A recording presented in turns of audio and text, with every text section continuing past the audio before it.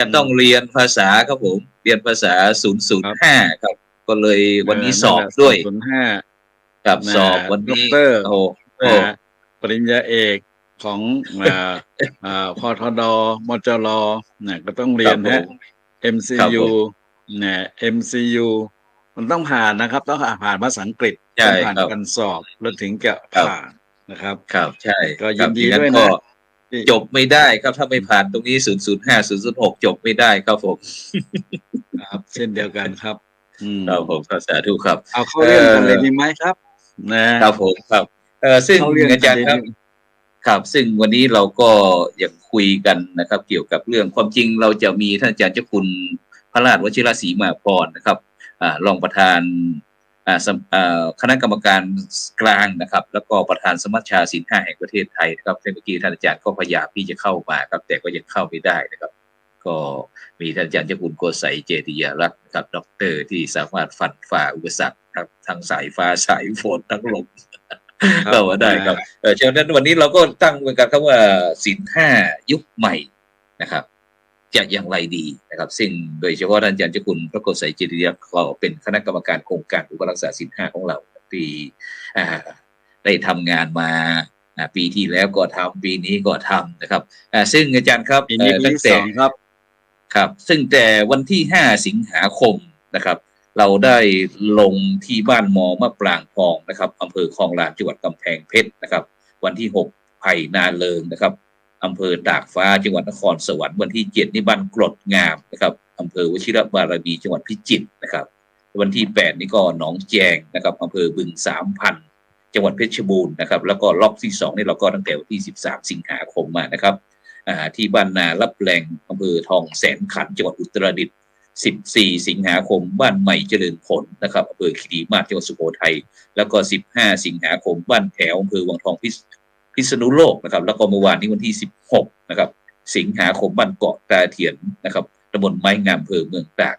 จังหวัดตากนะครับซึ่งปีนี้ได้ครึ่งแล้วครับอาจารย์ครับจาก16จังหวัดเราได้8จังหวัดแล้วครับเป็นยังไงบ้างครับ8จังหวัดนี้ครับเป็นยังไงบ้าง8จังหวัดนี้ ได้เห็นอะไรบ้างครับว่าศีล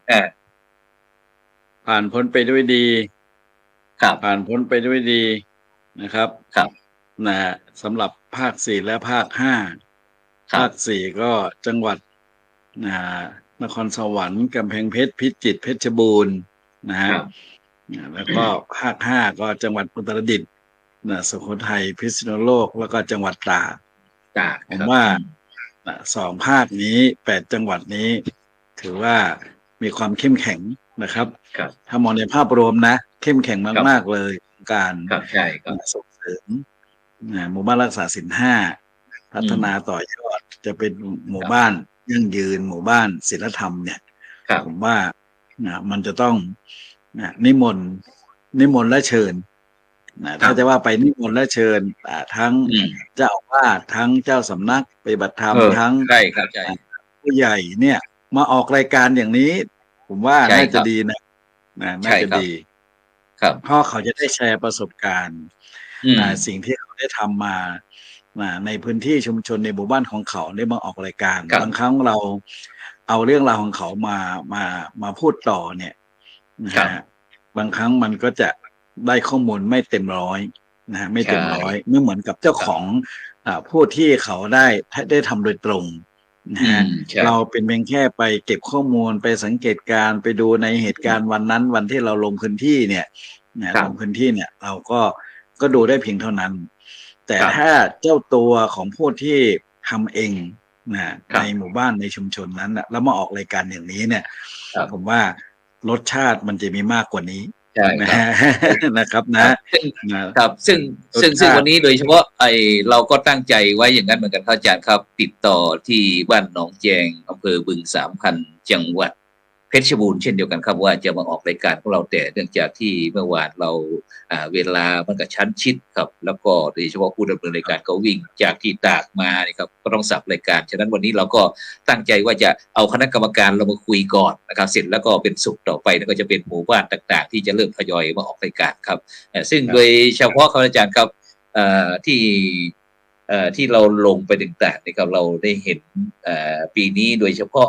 ทางโครงการนะครับหมู่บ้านรักษาศีล5ส่วนกลางของเรานั้นก็ได้มีระบบนะครับ AI เข้ามาโดยเฉพาะเมื่อก่อนนั้นเราก็จะมีการทำรูปเล่มนะครับทำรูปเล่มแจกคณะกรรมการบางครั้งก็20-30เล่ม40เล่มนะครับซึ่งก็ใช้งบประมาณในการจัดการกับทำหนังสือรูปเล่มนั้นก็ประมาณหลายหมื่นบาทเช่นกันอาจารย์ครับแต่ปีนี้นั้นกรรมการส่วนกลางนั้นก็บอกว่าครับเราใช้ระบบเข้าสู่ระบบ AI นะครับแล้วก็ให้คณะกรรมการเราได้ตรวจนะครับตรวจโดยเฉพาะผ่านระบบ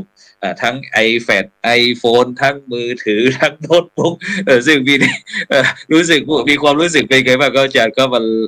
เราได้เพิ่มAI เข้ามารู้สึกว่าเป็นยังไงบ้างครับตื่นเต้นดีครับตื่นเต้นดีทำให้เรามีการพัฒนาอย่างต่อเนื่องเนี่ยขณะนี้ผมก็จะเป็นต้องนอกจากใช้โน้ตบุ๊กประกอบในการออกรายการแล้วก็ต้องมี iPad มีทั้งมือถือประกอบไปด้วยเพราะข้อมูลทุกอย่างตอนนี้มันอยู่ในระบบดิจิตอลเป็นส่วนใหญ่ดังนั้นมันคงไม่ใช่จะต้องมีจอเดียวนะฮะจอเดียวดังนั้นทุกคนก็จะพก iPad นอกจากมีมือถือแล้วก็ต้องมี iPad มี iPad ก็มีโน้ตบุ๊กก็มันใหญ่เกินไปนะบางรูปก็ไม่ค่อยได้ถือนะแต่ส่วนใหญ่ก็จะมี iPad แล้วก็ดูในมือถือเป็นหลักในที่สำคัญคือระบบอินเทอร์เน็ตระบบ 3G 4G 5G นี่ต้องเสถียรหรือไม่ฉะนั้นก็ Wi-Fi ผมจำเป็นต้องเปิด Hotspot จากมือถือเพื่อจะลิงก์ไปกับที่ตัวของ iPad นะ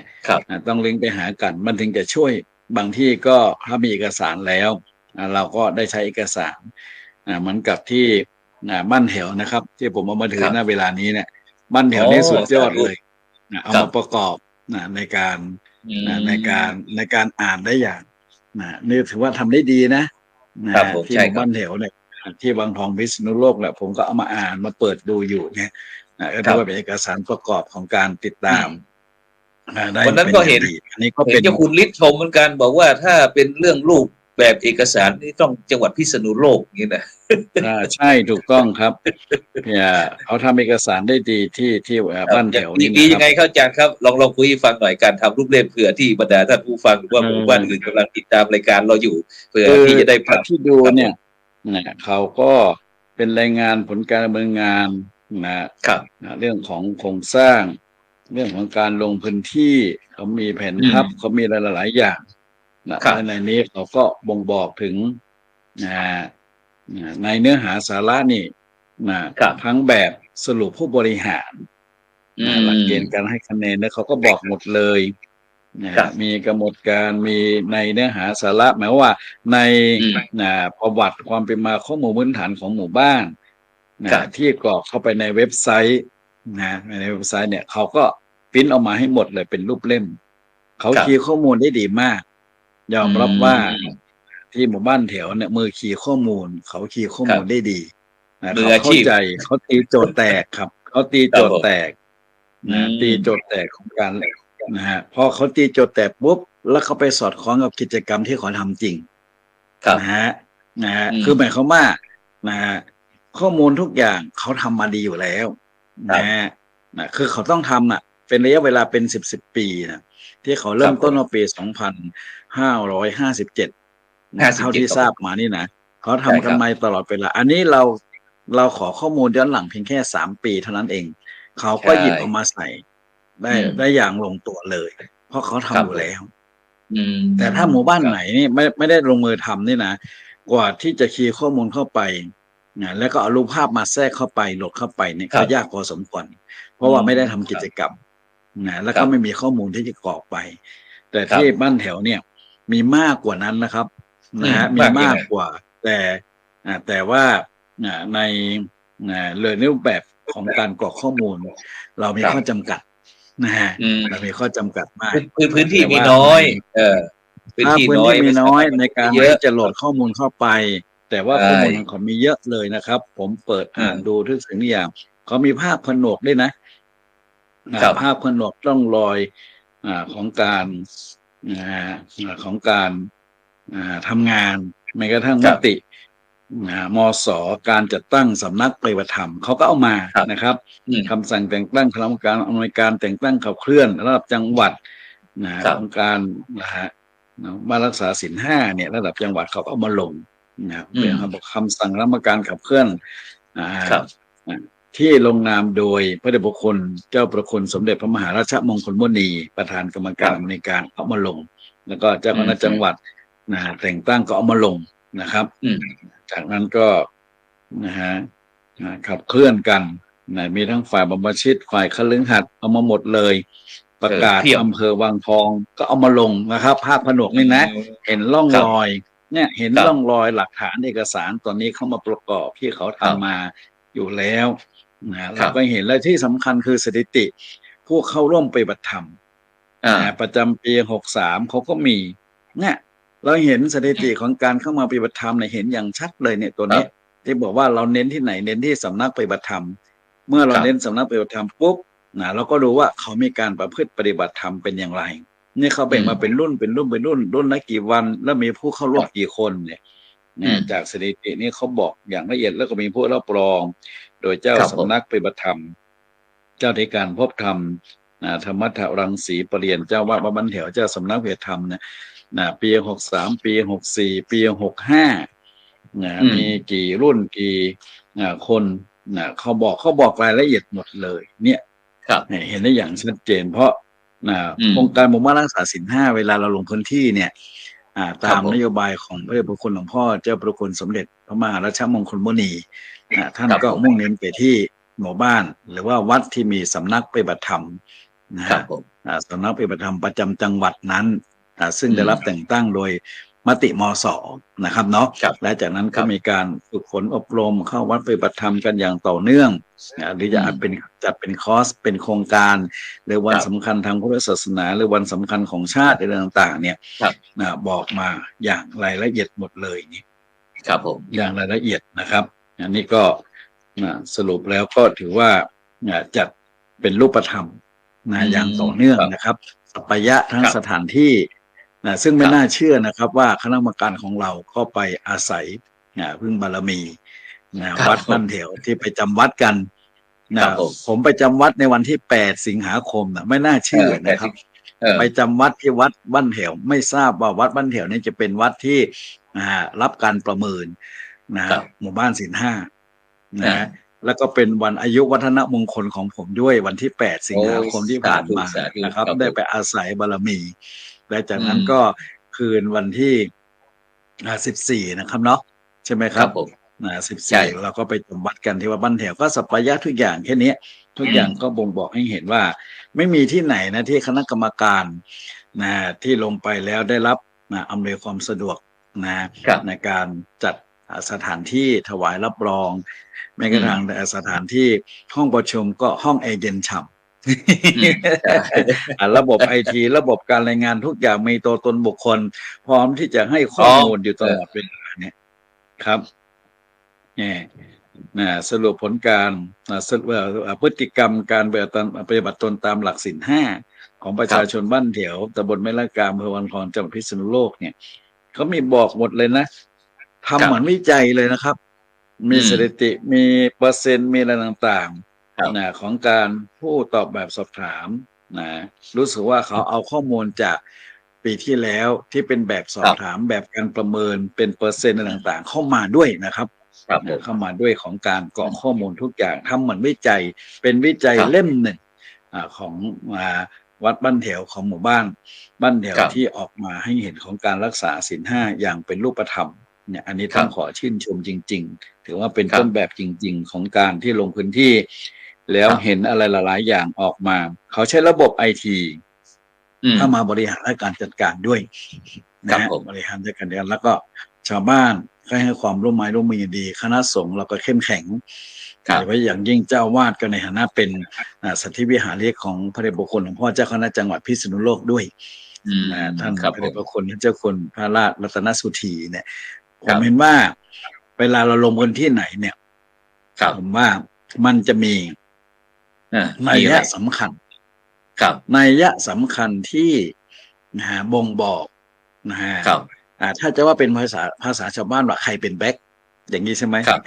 แต่ภาษาภาคของใช่เราบอกว่าต้องมีใครค่ายเป็นมีกัลยาณมิตรครับผม มีความรักความผูกพันหรือใช้คำว่าครับวิสาสาปรมายติความคุ้นเคยกันเป็นญาติอย่างยิ่งครับนะผมเพราะฉะนั้นสิ่งเหล่านี้เนี่ยผมเห็นว่ามันจะทำให้พื้นที่นั้นมีความเจริญรุ่งครับเรืองแล้วก็มีความรักษาสืบสานและต่อยอดได้ครับสามารถยั่งยืนได้นะครับ แล้วเรายกตัวอย่างเช่นวัดบ้านแถวเนี่ยก็ทั้งเข้มแข็งด้วยผู้ใหญ่บ้านแล้วก็ทั้งถิ่นทั้งชุมชนและสังคมที่สำคัญคือเจ้าอาวาสเป็นลูกศิษย์ของพระเดชพระคุณหลวงพ่อเจ้าคณะจังหวัดพิษณุโลกเนี่ยตัวเนี้ยหลวงพ่อท่านเองก็ลงมาลงพื้นที่เลย ลงมาทำงานกับพระลูกศิษย์พูดง่ายๆส่งเสริมเต็มที่เนี่ยตัวเนี้ยผมว่ามันเป็นความเข้มแข็งภายใน เราต้องศึกษาประเด็นตรงนี้ด้วย อันนี้คือกรณีของภาค5ของภาค5ภาค4ก็เหมือนกันนะภาค4วัดอะไรนะครับที่อำเภอตากฟ้าอำเภอตากฟ้าเนี่ยไผ่นาเริงครับผมไผ่นาเริงหลวงพ่อเจ้าอาวาสวัดไผ่นาเริงก็เป็นลูกศิษย์ของพระเดชพระคุณพระเทพปัญญาพรเจ้าคณะภาค4เห็นไหมล่ะครับ ผมนี่ชอบศึกษาในประเด็นจนได้ทำไมมันต้องมีอย่างนี้นะครับถ้าไม่ใช่บังเอิญนะเป็นแบ็คแล้วบังเอิญนะเราต้องศึกษาในเชิงลึกด้วยนะครับ เวลาลงพื้นที่ใครเป็นใครถามว่าครูบาอาจารย์เนี่ยเขาจะยอมให้ลูกศิษย์นี่เสียหน้าเสียตาหรือเขาจะยอมไหมครับพระเดชพระคุณนะครับเขาจะยอมนะเขาไม่ยอมหรอกขณะพระผู้ใหญ่ระดับไหนลงพื้นที่แล้วปุ๊บเนี่ยเขาจะให้ครูบาอาจารย์เนี่ยขายหน้าขายตาหรือขายหน้าขายตาหรือว่าลูกศิษย์เนี่ยเป็นเจ้าอาวาสเป็นเจ้าสำนักปฏิบัติธรรมขับเคลื่อนของหมู่บ้านรักษาศีล5แล้วท่านจะนิ่งดูได้หรือหลวงพ่อพระเดชปัญญาพรในฐานะที่อดีตก็เป็นเจ้าคณะอำเภอตากฟ้าแล้วก็มาเป็นรองเจ้าคณะภาค4และพระผู้ไปใต้ปกครองอยู่ภายใต้การปกครองอยู่ในอำเภอตากฟ้าแล้วก็หลวงพ่อพ่อครูนั้นก็เป็นสัตธิวิหาริกของท่านด้วยเพราะฉะนั้นก็ต้องส่งเสริมเต็มที่ต่อยอดเต็มที่ทำยังไงให้มันยั่งยืนเพราะท่านในฐานะเป็นกรรมการหน้ากลางใช่ไหมครับท่านก็ต้องผลักดันเต็มที่เลยเนี่ยเราจะเห็นว่าเนี่ยคือความงดงามที่ไม่มีใครรายงานใช่ไหมครับความงดงามที่ยังไม่มีค่ะเราวิเคราะห์อย่างนี้เนี่ยวิเคราะห์ในเชิงบุคคลวิเคราะห์ในเชิงสถานที่วิเคราะห์ในเชิงความเกี่ยวข้องเชื่อมโยงซึ่งกันและกันว่ามันจะเกิดความยั่งยืนมาจากปัจจัยอะไรบ้างบางครั้งเรามองเพียงแค่ว่าคนรักษาศีลคนปฏิบัติธรรมแต่การขับเคลื่อนที่แท้จริงนั้นมาจากไหนล่ะกว่าจะมาเป็นแบบนี้10 ปีที่ผ่านไปใช่นะครับและโดยเฉพาะท่านอาจารย์ครับวิสัยทัศน์ของพระเดชพระคุณเจ้าพระคุณสมเด็จพระมหาราชมังคลาจารย์ช่วงวรมหาพุทโธนะครับซึ่งได้เน้นเรื่องโครงการหมู่บ้านรักษาศีล5ถ้าหมู่บ้านนี้ก็ขอให้เป็นชื่อหมู่บ้านรักษาศีล5นะครับซึ่งตรงนี้ท่านอาจารย์ครับจะเป็นไปได้ไหมเพราะว่าเมื่อกี้ท่านอาจารย์ได้พูดถึงระบบระเบียบในการจัดการทำงานวางสิ่งของอะไรต่างๆโดยเฉพาะเรื่องโครงการต่างๆแม้กระทั่งไม่ว่าจะเป็นบ้านวัดราชการโรงเรียนอะไรต่างออกมาร่วมทำกันหมดนะครับซึ่งมันอาจารย์ว่ามันตอบโจทย์โดยเฉพาะไม่ว่าจะเป็นเรื่องการพัฒนาโครงการของคณะสงฆ์ไทยไหมแล้วก็พัฒนาการทำงานร่วมกันบ้านวัดราชการโรงเรียนต่างๆเพราะว่าเราจะเห็นนะครับอาจารย์เนาะเห็นทุกสาขาอาชีพครับเวลาเราไปตรวจเยี่ยมหมู่บ้านรักษาศีล5ผมว่ามันไม่เคยเห็นว่ามันจะมีโครงการอะไรที่ทำให้ประชาชนหรือว่าพี่น้องพุทธศาสนิกชนทั้งบ้านวัดราชการโรงเรียนมาทำงานร่วมกันอย่างมีความสุขครับอาจารย์ก็ผมเห็นแล้วปลื้มนะครับอาจารย์ว่าไงครับคือถ้าจะว่าไปก็คือพลังบวรพลังบวรก็คือบ้านก็มีกำนันผู้ใหญ่มีไม่ว่าจะเป็นผู้ใหญ่บ้านไม่ว่าจะเป็นกำนันไม่ว่าจะเป็นสารวัตรหรือผู้ช่วยใช่ไหมครับแล้วก็ภาคีเครือข่ายต่างๆที่เกี่ยวข้องในพื้นที่นั้นจะเป็นชลบเทศบาลอบตชลบอสมทางการสาธารณสุขโรงเรียนสถานศึกษาลูกเล็กเด็กแดงครูบาอาจารย์ผู้อำนวยการสถานศึกษาเนี่ยเขาจะมากันหมดเลยพัฒนาการในพื้นที่นั้นที่เกี่ยวข้องนั้นเขาจะมากันหมดเลยเพื่อที่จะมาตอบคำถามมาตอบคำถามให้ ให้คณะกรรมการเราลงไปว่าถ้าต้องการข้อมูลตรงไหนเขาพร้อมจะตอบคำถาม และเขาพร้อมที่จะให้ข้อมูลเพิ่มเติมจากสิ่งที่มันปรากฏอยู่แล้วในการรายงานเอกสารหรือในทางออนไลน์เว็บไซต์นั้นนะครับว่าไม่มีโครงการไหนหรอกที่จะทำงานครบวงจรอย่างนี้นะผมขอพูดยืนยันได้เลยหลังจากที่ลงไปปีนี้เป็นกรรมการปีที่2แล้วนะผมยอม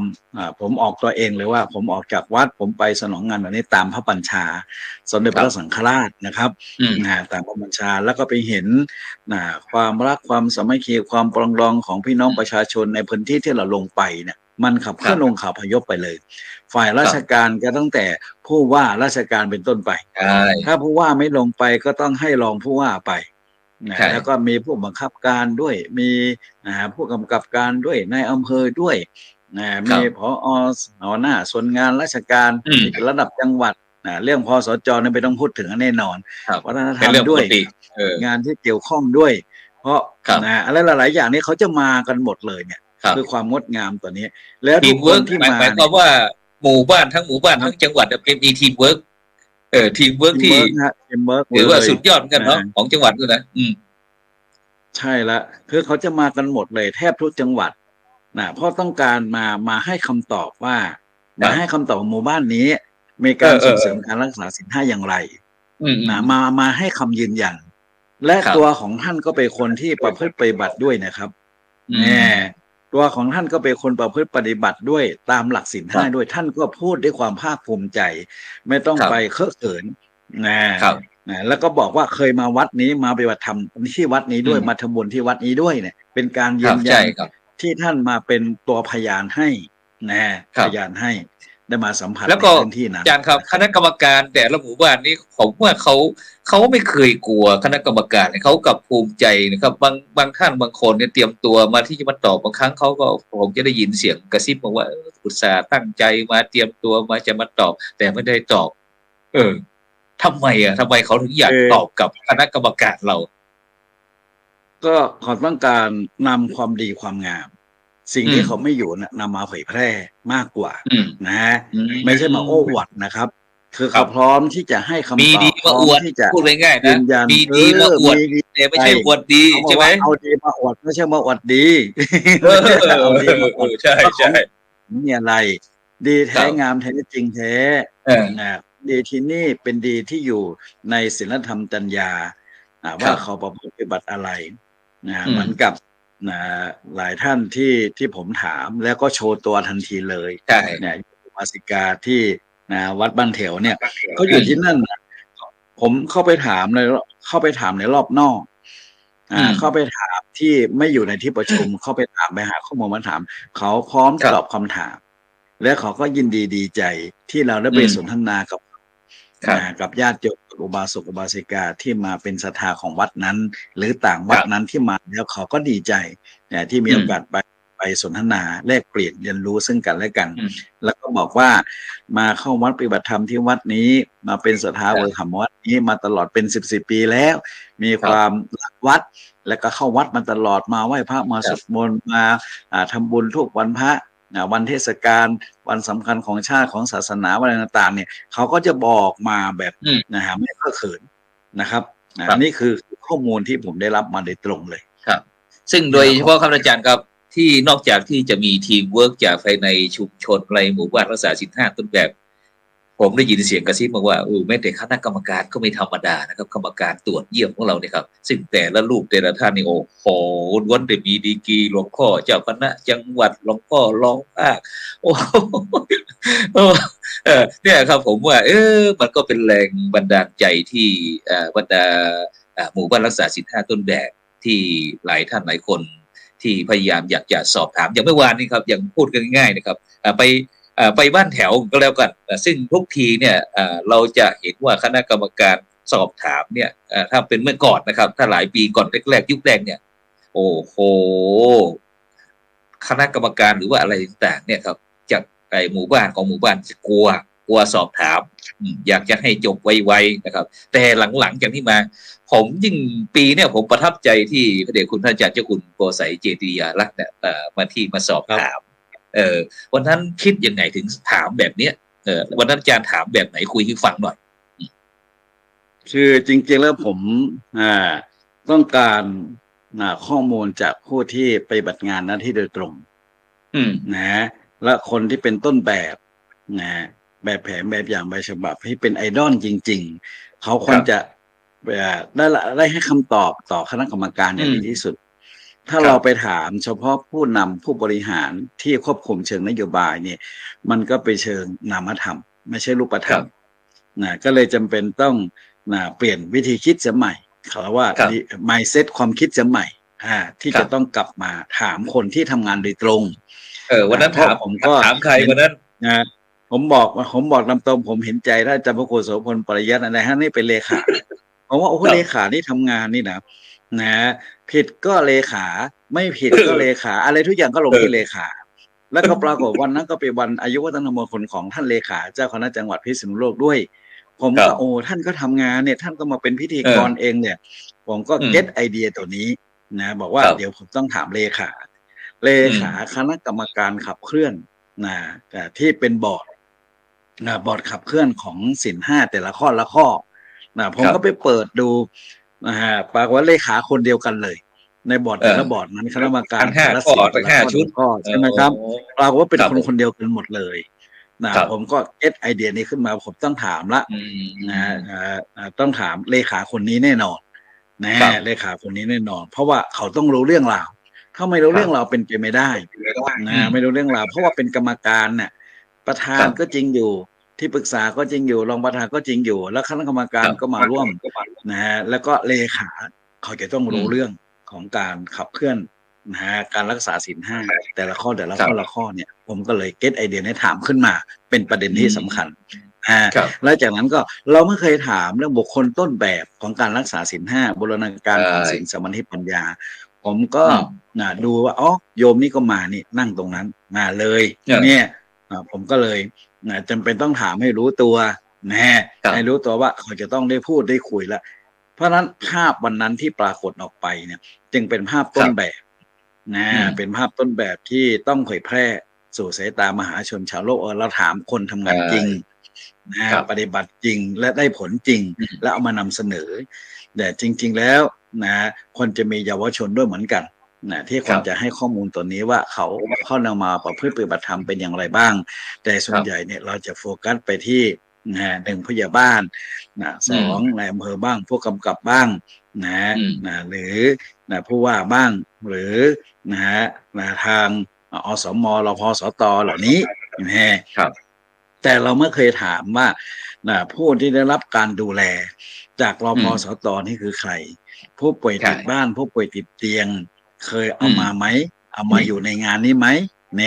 ถ้าเขามาได้เขาควรจะให้คำตอบที่ดีมากที่สุดเลยที่เราจะเป็นเพียงแค่ผู้ไปให้เขาคนที่ได้รับอานิสงส์จากการรักษาศีล5นี่แหละเขาควรจะไม่ให้คำตอบเหมือนที่เราออกจากห้องประชุมที่ว่าบ้านแถวเนี่ย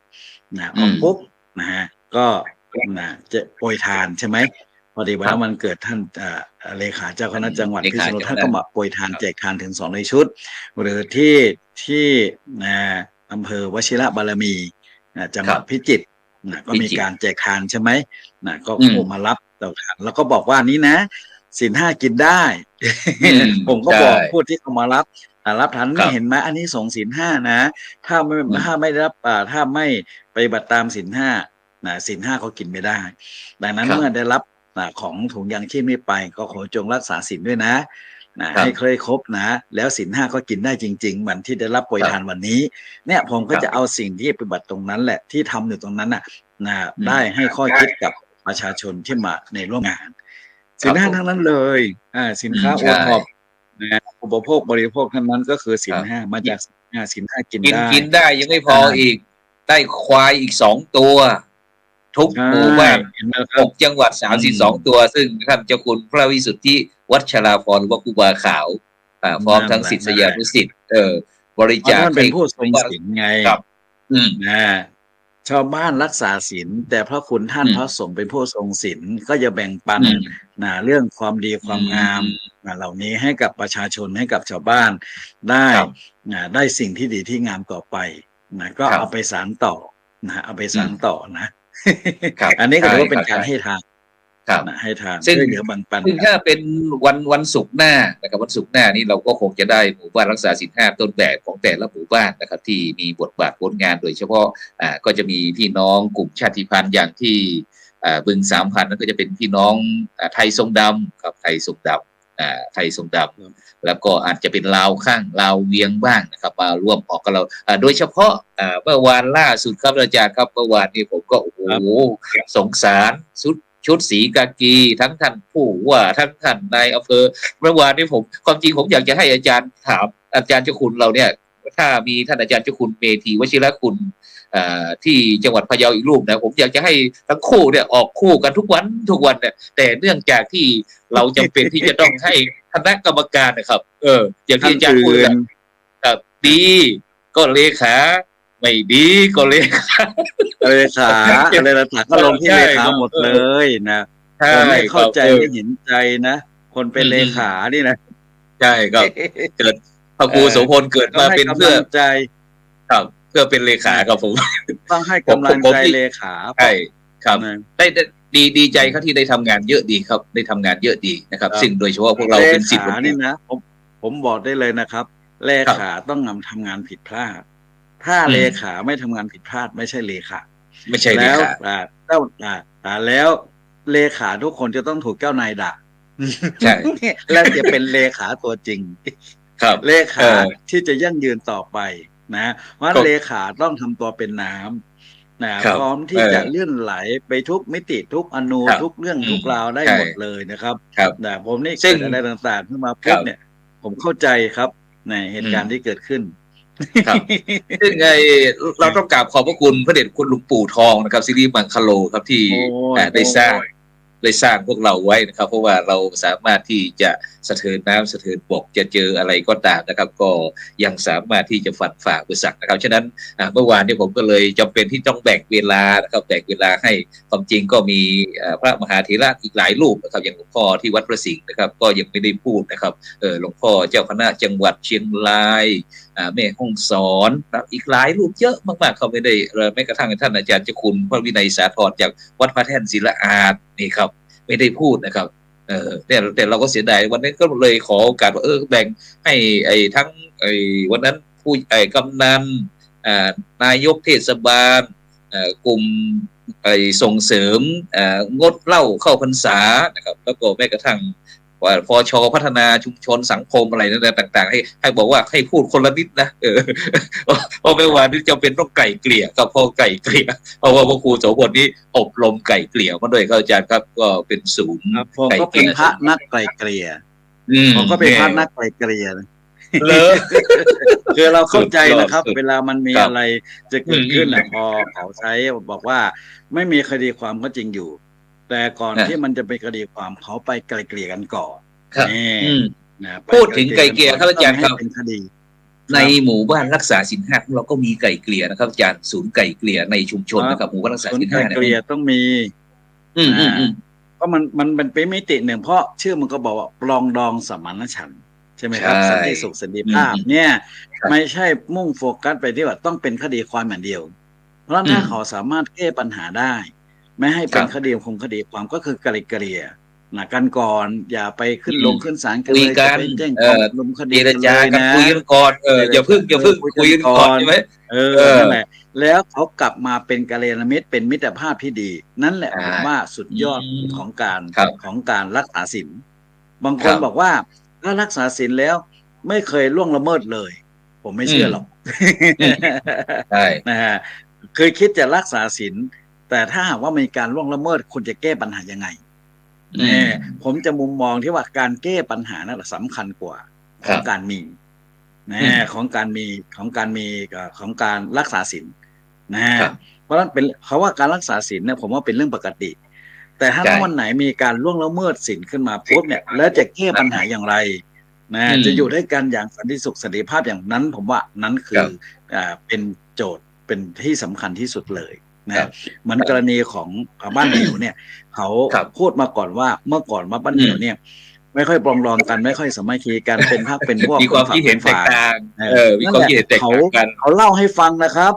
ใช่ท่านอาจารย์มาพบธรรมเนี่ยพร้อมกับชาวบ้านเนี่ยเขามาเล่าให้ฟังว่าชาวบ้านแตกเป็นสองก๊กสองเหล่าพระก็เป็นก๊กเป็นเหล่าเป็นอะไรก็ว่าไป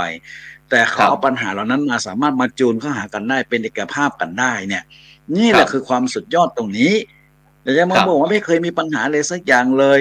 นะอืบ้านมนี้มีแต่ความปรองดองสมานฉันท์กันไม่เคยมีปัญหาเลยสักอย่างเลยเป็นไปอืมไม่ได้หรอกเพราะฉะนั้นครับผมจะดูประเด็นตรงที่ว่าเขาสามารถเอาศีลห้ามาแก้ปัญหาได้ยังไง หลังจากที่อืเขามีปัญหามก็ใช่คือแก้ปัญครับหาตามหลักอริยสัจสี่นะครับทุกข์สมุทัยนิโรธมรรคเห็นไหมครับครับ ครับ เขาใช้หลักตัวนี้นะครับนะอืมมันคทำรับให้เกิดคุณค่าของการที่เราเอาศีลเนี่ยไปสร้างความปรองดองสมานฉันท์นะครับครับนะฮะแล้วทุกคนก็อยู่กันอย่างสันติสุขสันติภาพกลับมา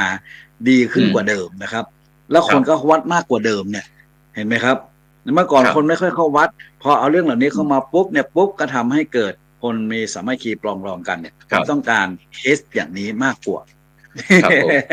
ซึ่งนอกจากอาจารย์ครับนอกจากที่จะเป็นมีหมู่บ้านที่เราได้ลงไปตรวจเยี่ยมแล้วนะครับก็ยังมีพี่น้องประชาชนที่เป็น FC ช่องทำมาเป็นทีมทั้ง Facebook แล้วว่าปีนี้ไม่เห็นถ่ายทอดไม่ให้ดูบ้างเลยเลยครับบ่นกันอู้เลยครับเนี่ยบางครั้งผมก็ต้องลืมครับอาจารย์ครับเพราะว่าปีนี้มันอาจจะเนื่องจากที่เราจะต้องตรวจเยี่ยมแบบในระบบ AI อะไรต่างๆนะครับก็จำเป็นที่ต้องรีบทำงานแต่ที่นี้เราก็ลืมเกี่ยวกับเรื่องการไลฟ์สดความจริงเรามีทั้งช่องทางทีมงานของวัดหนองกระดุกเนื้อของท่านอาจารย์พระครูนิติสุตกรด็อกเตอร์นะครับวัดหนองกระดุกเนื้อแล้วก็มีวัดชัยมงคลพระครูชัยมงคลนะครับพิทักษ์ครับชัยมงคลพิทักษ์ที่ลำพูนเนี่ยครับไลฟ์สดไปหมดแต่ทีนี้ที่เขาติดตามช่องทุกภาคเป็นทีมเราเนี่ยเราลืมไลฟ์นะครับลืมไลฟ์สดมาทางจช่องนี้ริงๆแล้วเราสามารถไปได้ ใช่แล้วเรากอืมรรมการของเรานี่แหละไปบรรยายได้นะครับ ใช่เดี๋ยวคราวหน้านะผมยินดีจะไปช่วยบรรยายให้ด้วย ถ้าใช่มีการไลฟ์สดโอ้จริงสาธุนะสาธุสาเราธุไม่จำครับเป็นจะต้องเอาเสียงที่มีการดำเนินรายการในรายงานเนี่ยมาเอาอครับย่างเดียวคณะกรรมการอืมเราสามารถที่จะบรรยายเล่าสครับถานการณ์ในเหตุการณ์ตรงนั้นได้เหมือนกันครับนะครับอืมอืมนะครับฉะนั้นก็วันนี้ก็คุยกันแป๊บเดียวครับอาจารย์ครับเหลือเวลาอีกไม่กี่นาทีแล้ว อ๋อจะหมดนึกว่าเวลาแล้วเหรือ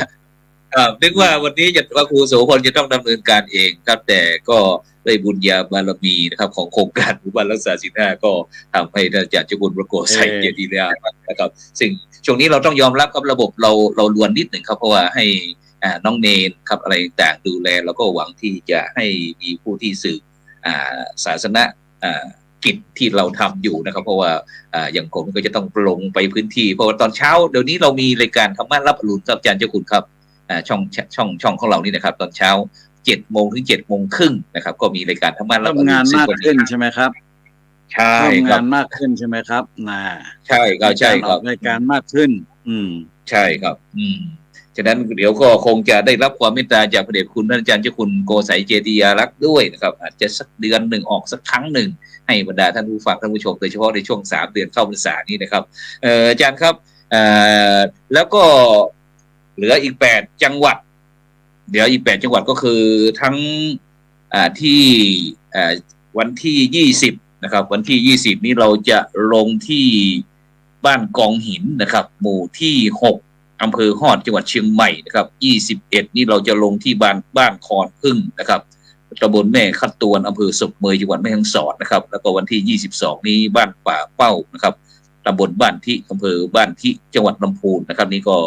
20 21 22นะครับหลังจากนั้นเราก็จะพักไปเริ่มอีกทีก็วันที่28นะครับ28นี่ก็บ้านล่องเห็ดพัฒนาอำเภองาวจังหวัดลำปางนะครับวันที่29นี่ก็บ้านฟ้าสีทองอำเภอเชียงม่วนจังหวัดพะเยานะครับที่30นี่ก็บ้านศรีบุญยืนนะครับอำเภอเชียงแสนจังหวัดเชียงรายแล้วก็อีกเดือนหนึ่งข้ามเดือนกันยาเลยครับอาจารย์ครับ ไปที่วันที่3 กันยายนนี่ก็บ้านถิ่นนอกนะครับหมู่ที่2ตำบลบ้านถิ่นอำเภอเมืองแพร่จังหวัดแพร่นะครับแล้วก็วันที่4นี่ก็จะปิดท้ายที่บ้านน้ำลัดนะครับตำบลนาปังอำเภอภูเพียงจังหวัดน่านเห็นว่าปีนี้ทางจังหวัดแพร่นะครับที่ก็มีเครือข่ายนะครับของวัดพระธาตุช่อแหของเรานะครับที่จะเป็นหมู่บ้านรักษาศีล5ต้นแบบก็คือบ้านถิ่นนอกครับอาจารย์ครับเป็นยังไงบ้างไม่รู้ว่า เข้าไปเช็ค คือ เช็ค คือจ ตัว ริ อง ย่าง ๆแล้วนะครับ ครับ จริงๆแล้วคำว่าบ้านถิ่นเนี่ยเขาเป็นทั้งตำบลนะครับ เป็นทั้งตำบลนะฮะ ครับ มีทั้ง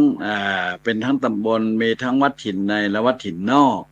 มี ครับ ทั้งโรงเรียนประถมโรงเรียนมัธยม และ ครับ ที่ผ่านมานั้นก็คือ